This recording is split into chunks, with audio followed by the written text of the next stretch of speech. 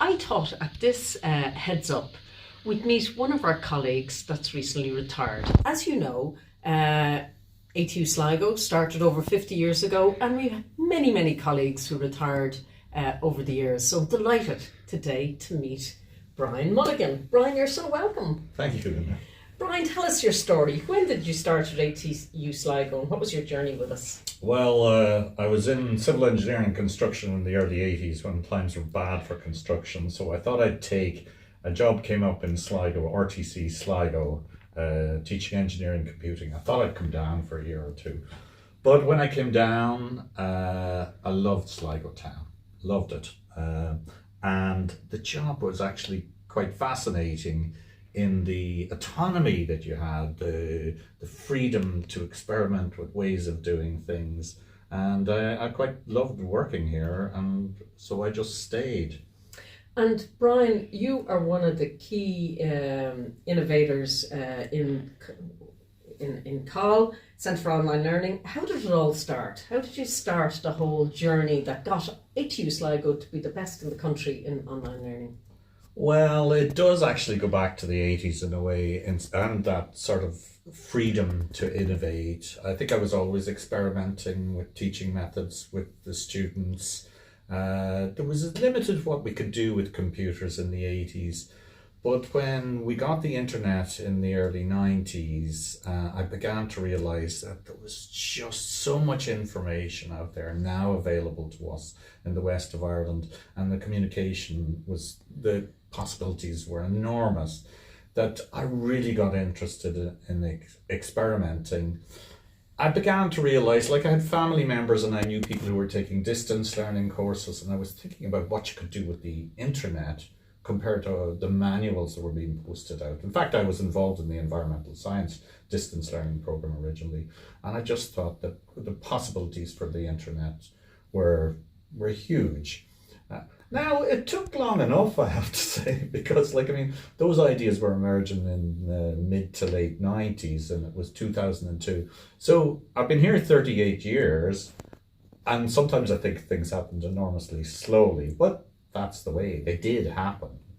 Well, that we have so many online students, between 4,000 or 5,000, it's amazing the journey over the last 20 odd years of how it has mushroomed.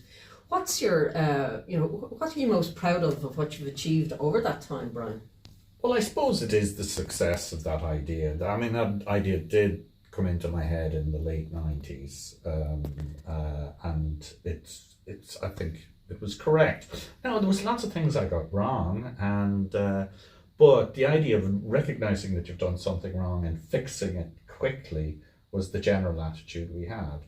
But I have to say that, I mean, the reason I believe it was successful is because I think I'm quite sociable and I talk to an awful lot of people. I love going to coffee and lunch with people, and got so many good ideas from people and so many opportunities for collaborating with people.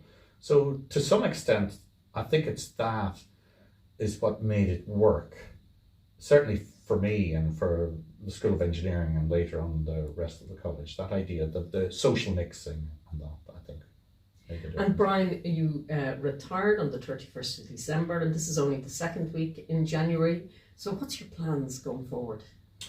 Well, I mean, I could talk about that. I have a lot of plans. One particular project is that I hope to develop low-cost education for low-income countries.